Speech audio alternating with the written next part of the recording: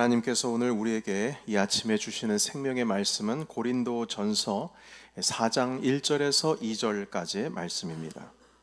고린도전서 4장 1절에서 2절까지의 말씀, 우리 주님의 말씀을 다 같이 일어나셔서 우리 입술에, 우리의 마음에, 우리의 혼에 담도록 하겠습니다.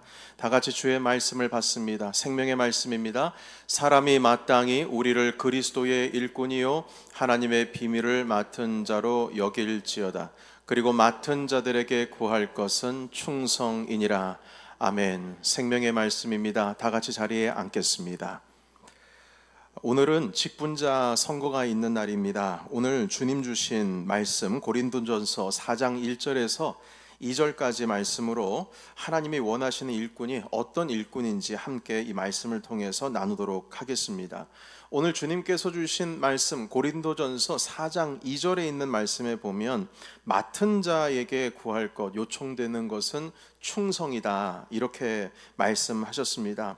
우리는 충성이라고 하면 이 충성이라고 한 단어를 어떤 열심, 어떤 열정, 이런 헌신들이 우리의 이미지로 우리 머릿속에 떠오릅니다. 일에 대한 어떤 충성, 열심, 헌신, 어떤 실력, 이런 것들을 의미하는 거죠.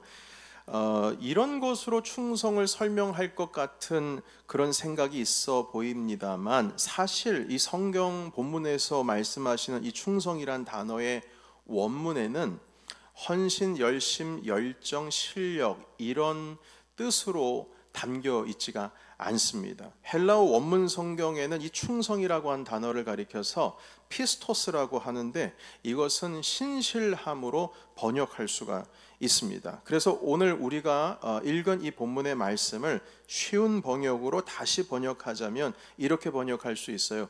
맡은 자들에게 구할 것은 신실합니다. 여기서 이 맡은 자라고 하는 것은 청지기를 의미합니다. 헬라어 원문에는 오이코노스라고 하는 단어로 알려지고 있는데요. 오이코노스는 그 집 주인의 재산을 총괄해서 돌보는 그 집사와 같은 종을 의미합니다. 그래서 청지기이죠. 그래서 여기서 맡은 자에게 구할 것은 충성이다. 이것은 다시 말해서 청지기로서 주님의 일꾼되어 그 복음의 비밀을 맡은 자들에게서 요청되는 것은 신실함이다, 이렇게 해석할 수가 있습니다.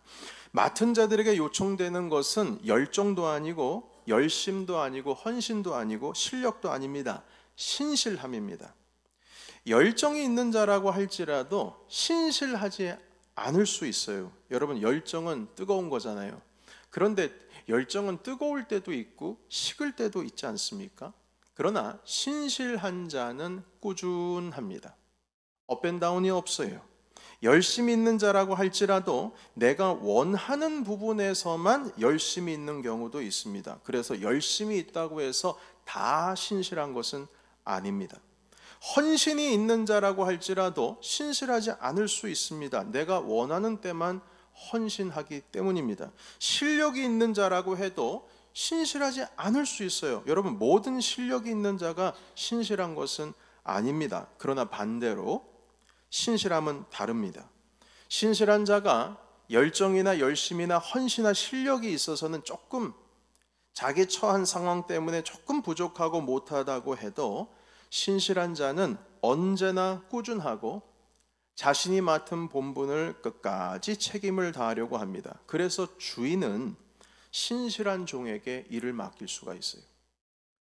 상황에 따라서 언제는 헌신하고 언제는 안 하고, 언제는 열심히였는데 언제는 열심히 없고, 언제는 뜨거웠다가 언제나 차갑고, 업앤다운이 심하면은요, 주인이 일을 맡길 수가 없어요.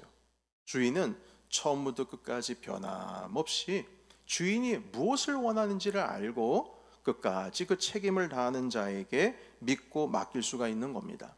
달란트 비유에서 예수님께서 1달란트, 2달란트, 5달란트를 종들에게 나누어 줬지요. 그 종들이 바로 오늘 맡은 자, 청직이라고 할 수 있겠습니다. 그런데 그 종들에게 예수님께서 비유로 말씀하실 때에 그 종들의 어떤 열심이나 그들의 능력이나 그들의 열정에 대해서 칭찬을 한 것이 아니라 그들의 신실함에 대해서 칭찬을 했습니다. 그러니까 주님의 뜻이 무엇인지를 바로 알고 있다는 거죠. 2달란트 받은 자가 2달란트를 남겼을 때, 5달란트를 받은 자가 5달란트를 남겼을 때, 그래 너는 2달란트밖에 안 남겼으니 너는 조금 5달란트보다 못했구나. 그래서 비교해서 그래 너는 적은 일에 충성했고 너는 많은 일에 충성했구나, 이렇게 말씀하시지 않고요, 두 분 다 뭐라고 말씀하셨냐면 잘하였도다 착하고 신실한 종아, 네가 적은 일에 충성하였으니 신실하였으니 내가 더 많은 일을 너에게 맡기겠다, 이렇게 말씀합니다. 원래 이 성경 우리 한글 번역본에는요 착하고 충성된 종아 이렇게 되어 있는데, 성경 원문에는 착하고 신실한 종아 이렇게 칭찬을 하고 계십니다. 그러니까 이 주님께서 말씀하실 때 이들의 어떤 열심이나 열정이나 뜨거운 어떤 그러한 뜨거운 열정이나 아니면 그들이 얼마나 열매를 많이 맺고 얼마나 양질의 열매를 맺었는지, 얼마나 많은 달란트를 만들었는지에 대한 그런 양에 대한 칭찬이 아니라 내 주인이 무엇을 기뻐하고 무엇을 즐거워하는지, 주인이 없는 동안에, 해외에 나가 있는 동안에 그것을 끝까지 지켜서 오늘 그 즐거움 가운데 함께하고 있구나 말씀하고 계십니다. 여러분, 아무리 열정이 있고 헌신이다 할지라도 업앤다운이 심하고 꾸준하지 못하고 책임에 약하고 항상 쉽게 변하는 자들에게는 그 주인이 일을 맡길 수가 없는 겁니다. 그래서 맡은 자에게 요구가 되는 것은 열정, 열심, 뜨거운 헌신이 아니라 바로 성경은 신실함이다, 이렇게 말씀하고 있습니다.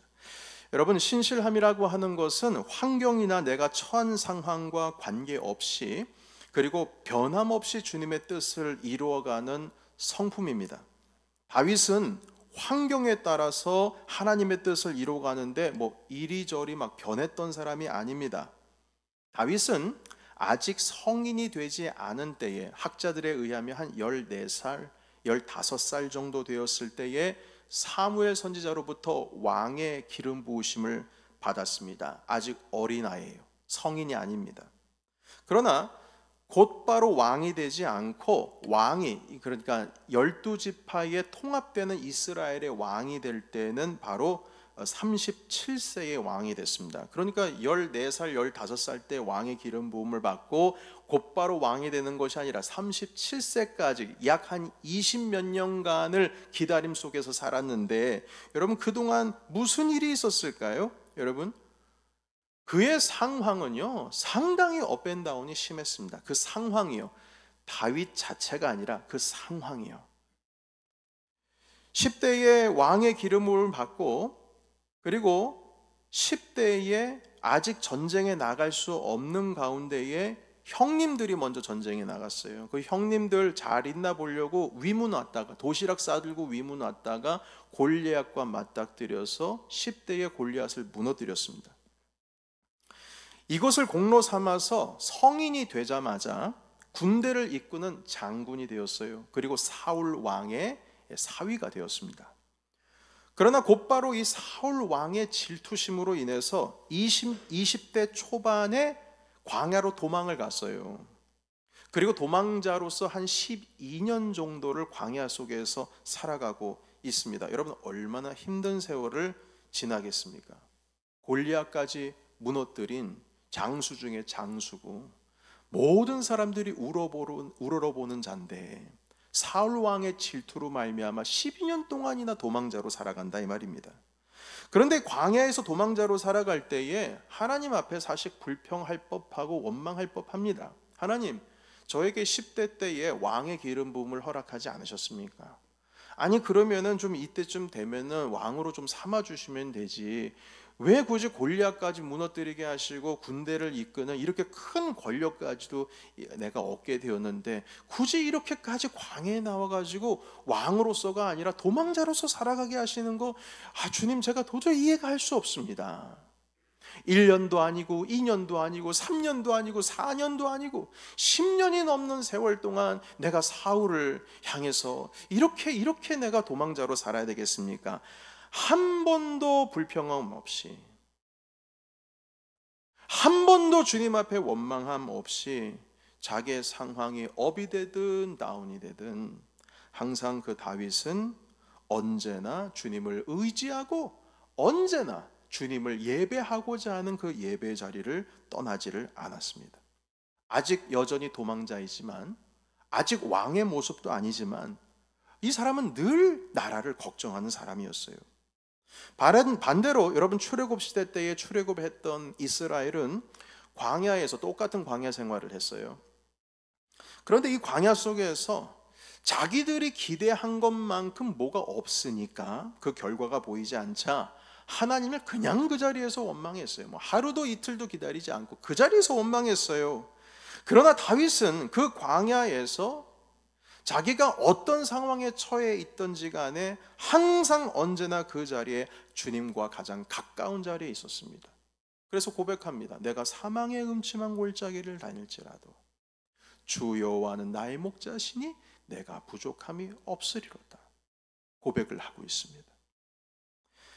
다윗은 끝까지 하나님의 때를 기다립니다. 도망자의 삶을 청산했습니다. 사울 왕이 블레셋과의 싸움에서 죽었거든요. 그때가 나이 30세입니다. 이 30세 때에 자기가 거느리고 있는 군대가 있었어요. 사울 왕이 죽었습니다. 그러면 곧바로 예루살렘으로 쳐들어가서 바로 자기의 나라를 세울 수가 있습니다. 그런데 그것을 안 합니다. 그냥 자기 지파, 유다 지파의 왕으로서만 만족합니다.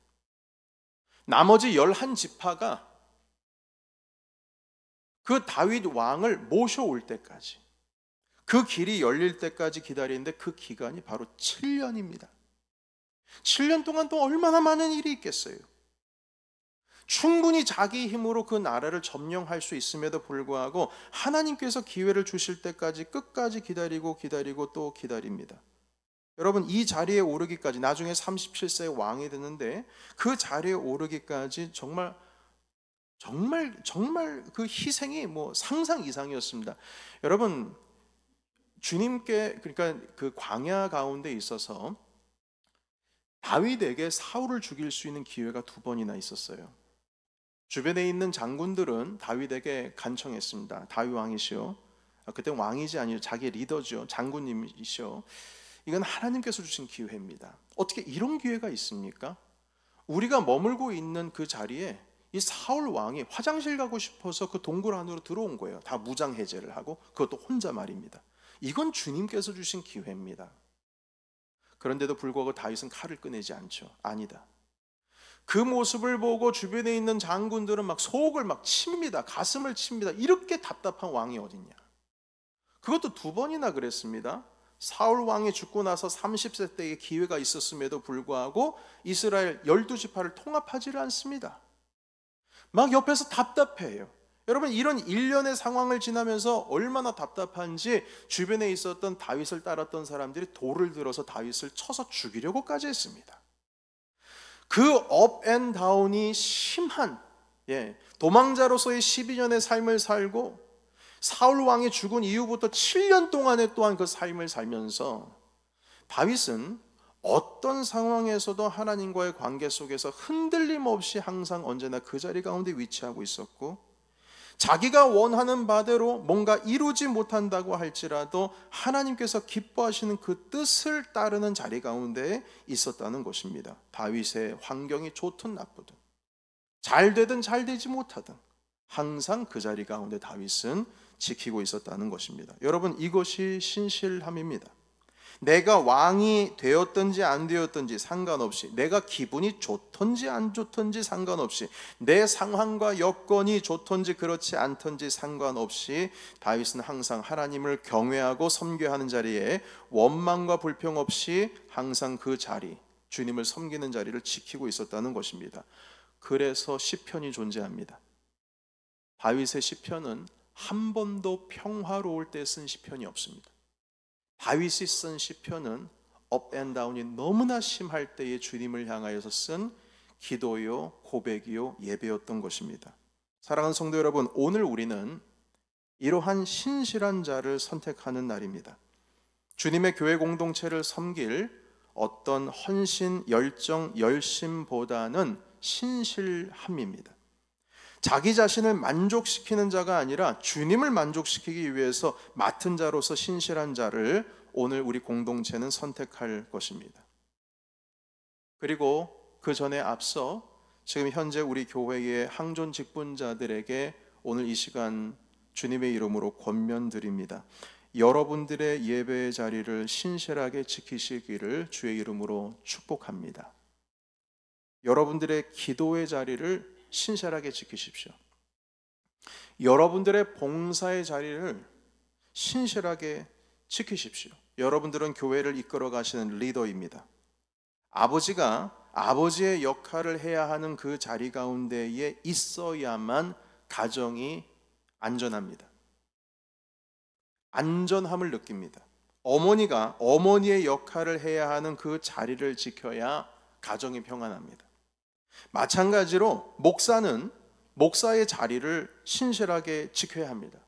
목사는 말씀과 기도에 전무해야 하는 자입니다. 말씀을 연구하고 말씀을 가르치고 기도로서 하나님과 깊은 친밀한 관계 자리 가운데 나아가야 목회를 건강하게 할 수 있어요. 만약 그렇지 못하면 교회는 흔들립니다. 목사는 항상 주님 앞에 있어야 해요. 주님 앞에 있어야 합니다. 그걸 꼭 지켜야 합니다. 그래야 목사입니다. 있어야 할 자리에 있어야 돼요. 마찬가지입니다. 장로는 장로로서의 지켜야 할 자리를 지켜야 합니다. 안수집사는 안수집사로서의 그 자리를 지켜야 해요. 권사는 권사로서 지켜야 할 그 자리를 지켜야 합니다.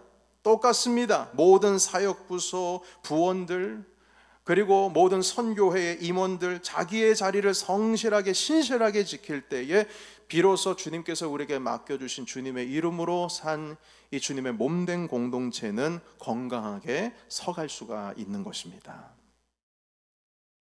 리더의 자리가 그 자리를 지키지를 못하면 공동체는 불안해합니다. 아버지가 아버지의 역할로서의 그 자리를 지키지 못하면 배우자와 자녀들이 불안해하는 것 당연한 겁니다. 어머니가 어머니로서의 그 역할의 자리를 지키지 못하면 자녀들이 불안해하는 것은 당연한 거예요. 우리 순장 여러분들께 권면드립니다. 여러분들의 기도의 자리를 꼭 지키시기를 주의 이름으로 축복합니다. 예, 기도 없이 여러분들의 순원들을 이끌고 나갈 수가 없습니다. 기도 없이. 여러분 만약에 목사가 기도하지 않으면서 목회를 한다면 그 목회자를 따를 수가 있겠습니까? 마찬가지입니다. 순장들도 기도하지 않으면 영적으로 서 있지를 못하기 때문에 따라가기가 쉽지가 않습니다. 반드시 기도의 자리를 지켜야 합니다. 일주일에 적어도 하루 새벽 기도에 나와서 기도하겠다라고 하는 우리 연초에 함께 다짐했던 그 다짐을 신실하게 지키시기를 바랍니다. 항존 직분자들, 부서장님들 마찬가지입니다. 우리 하우 금요 예배에 나오셔서 찬송과 기도로 여러분들의 영을 깨우십시오. 영을 반드시 깨워야 합니다. 여러분 운동하는 사람들 하루 운동 안 하면은 그 하루에 해당되는 그람의 그 근육이 빠진다고 합니다. 과거에 신재시라고 하는 프로 골퍼가 있었습니다. 그 골퍼가 다큐멘터리 나와가지고 이야기하는데 뭐라고 말하냐면 3일을 내가 연습을 안 하면 갤러리들이 안답니다. 이틀을 연습을 안 하면 자기 가족이 안 돼요. 연습 안 했구나. 하루 연습을 안 하면 자기 몸이 자기를 안답니다. 마찬가지입니다. 우리가 영이 깨지를 않으면 예배와 기도의 자리 가운데 함께 하지를 못하다면 우리가 알아요. 그리고 우리의 대적인 사단이 압니다. 시험에 들 수밖에 없고 흔들릴 수밖에 없습니다. 우리가 예배와 기도의 자리를 지키지 않으면서 교회가 부흥되기를 바라는 것은 옳지 않습니다. 예배와 기도의 자리를 우리가 지키지 않으면서 교회가 부흥되기를 원하는 것은 옳지 않습니다. 그리스도께서 2000년 전 베들레헴 마구간에 오셨을 때 사실 주님께서 원래 계셔야 할 자리는 어디였냐면 하늘 보좌 주님의 우편이었습니다. 아버지 우편이었어요. 그러나 우리를 살리시기 위해서 주님께서는 그 자리를 옮기셨습니다. 주님의 아버지의 우편의 자리에서 바로 가장 낮고 천한 우리 인간이 사는 바로 이 자리로 주님께서는 자리를 옮기셨어요. 가장 낮은 자리 가운데 임하셨습니다. 본래 주님께서 임하실 자리가 마구간의 이 말구유가 아니었어요. 주님께서 계셔야 할 자리는 왕으로서 섬김을 받아야 할 자리셨지만 우리 주님께서는 우리를 구원하시기 위해서 골고다 언덕 위 십자가의 자리에 임하셨습니다. 그리고 그 자리를 끝까지 지키셨어요. 십자가 아래서 많은 군중들이 침을 뱉습니다. 조롱합니다. 당신이 정말 진정으로 하나님의 아들이거든 반드시 여기서 그대로 그냥 이 자리에 내려와서 우리 앞에 서면 내가 당신을 하나님의 아들로 내가 믿겠습니다. 당장 내려 보십시오. 조롱합니다. 만약 그때 예수 그리스도께서 그 십자가 위에서 천사의 도움을 받아서 만약 그 자리에 내려오셨다면 어떤 일이 벌어졌을까요? 그 자리에 대제사장이 있었습니다. 제사장들이 있었어요. 산헤드린 공회 사람들, 바리새인들이 있었습니다. 주님을 따르는 자들도 있었지만 주님을 따르지 않고 침을 뱉는 사람들도 있었습니다. 백부장이 있었습니다. 군대들이 있었어요. 만약 주님께서 바로 내려오셨다면 그들은 놀라 뒤로 넘어졌을 겁니다. 그리고 곧바로 하나님의 아들이시군요 고백하고 엎드렸을 겁니다. 그러나 그걸 주님이 안 하세요. 그걸 하지 않습니다. 그까지 그 자리를 지키십니다. 천군 천사를 활용해서 불을 떨어뜨릴 수 있음에도 불구하고 그걸 하지 않습니다. 왠 줄 아십니까? 그 자리는 우리 하나님 아버지께서 원하시는 자리였기 때문입니다. 순종함으로 그 자리를 지키시는 거예요.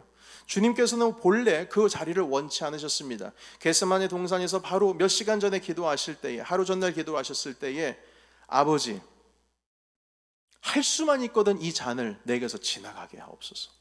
처음은 그렇게 고백했어요. 십자가를 지려고 하는 그 10년 가운데 아주 고통스러웠습니다. 그런데 마지막 기도에는 이렇게 바뀌었어요. 그럼에도 불구하고 아버지, 이것이 아버지의 뜻이거든 이 잔을 제가 받겠습니다.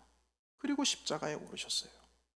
충분히 내려오실 수 있으셨지만 그 고통의 자리에 그대로 그 고통을 머금고 계셨습니다. 그리고 나서 죽음 가운데서 부활하신 주님이 되셨죠. 사랑하는 여러분, 예수 그리스도께서는 이렇게 우리 아버지를 향해서 신실하셨습니다. 본인이 할 수 있음에도 불구하고 하지 않고 아버지께서 기뻐하시는 그 자리에 그대로 지키고 계셨던 것이죠. 예수님께서 우리와 함께하는 자리 가운데 하늘 보좌를 버리고 내려오시고 그리고 십자가의 그 자리를 신실함으로 순종함으로 끝까지 지키고 있으셨기에 우리가 이 자리 가운데 주님을 예배할 수 있고 구원받은 하나님의 아들과 딸로서 있게 된 것입니다. 여러분, 이것이 신실함입니다. 사랑하는 성도 여러분, 오늘 우리 주님의 신실하심을 배우시기를 주의 이름으로 축원합니다. 그리고 오늘 바로 그 신실한 자들을 선택하는 날이 되겠습니다. 내 주님께서 나에게 맡기신 자리, 작은 일이라도 귀하게 여기고 그 일에 책임을 다하는 자, 내 상황에 따라 혹은 기분에 따라 달라지는 것이 아니라 언제나 변함없이 꾸준히 주님의 뜻을 이루는 자, 그리고 내 개인보다는 공동체를 우선 여기며 내 뜻을 이루는 자가 아니라 하나님의 뜻을 이루려는 자, 바로 이러한 자들이 주님께서 기뻐하시는 착하고 충성된 신실한 자임을 믿습니다. 이 모든 신실함의 자리 가운데 여러분들을 초청합니다. 우리 주님께서 우리를 향하여 신실하셨듯이 우리도 주님을 향하여 신실하신 우리 모두가 되시기를 주님의 이름으로 축원합니다. 아멘. 기도하겠습니다. 우리 함께 음악에 맞춰서 통성으로 기도하기를 원합니다. 하나님, 우리에게 맡기신 자리, 이 예배의 자리, 이 기도의 자리, 하나님 또한 봉사의 자리, 작은 일이라도 적은 일에 신실함으로 말미암아 주님으로부터 칭찬 얻기를 원합니다. 내 상황과 기분에 따라서 내 모든 섬김의 자리가 달라지는 것이 아니라 언제나 변함없이 꾸준하게 주님께서 우리를 부르신 그 자리를 지키게 하옵소서. 우리 함께 동성으로 기도하며 주님 앞에 나아가겠습니다. 살아계신 하나님 아버지, 주님께서 신실하시기에 오늘도 주님 앞에 우리도 신실하기를 원합니다. 우리 믿으신 주님께서 부르신 그 자리 가운데 우리가 신실하기를 원합니다. 하나님, 우리가 예배 자리를 지키게 하시고 주님께서 부르신 기도의 자리를 지키게 하시고 주님께서 우리에게 맡겨주신 봉사의 자리를 지키게 하옵소서. 하나님 아버지, 하늘 보좌를 버리시고 주님께서 십자가의 그 가장 낮은 자리 가운데 임하셔서 신실함으로 아버지의 뜻을 이루셨습니다. 우리도 하나님 예수님의 그 신실함의 자리를 우리가 배우기를 원합니다. 하나님, 오늘 특별히 항전 집권자들에게 이 신실함을 가르쳐 주시고 오늘 또한 선택될 함정 택자들 가운데에 하나님 아버지 또한 신실함을 가르쳐 주시옵소서.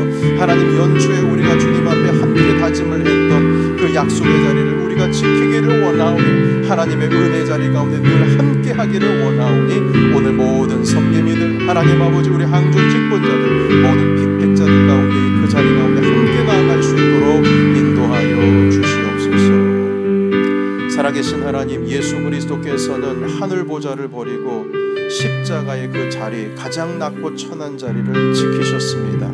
우리 신실하신 예수 그리스도를 오늘 우리도 함께 배우기를 원합니다. 오늘 항존 직분자들, 모든 직분의 모든 자리를 맡은 자들, 크고 작은 자리 가운데에 함께하고 있는 모든 성도님들, 모든 재직들, 우리 함께 예배하고 계시는 분들의 예배의 자리, 기도의 자리, 봉사의 자리, 하나님 오늘 주님의 섬김과 이 신실함을 배워서 주께서 우리를 향하여 신실하셨듯이 우리도 주님께 신실한 주님의 자녀 되게 하옵소서. 예수 그리스도의 이름으로 기도하옵나이다.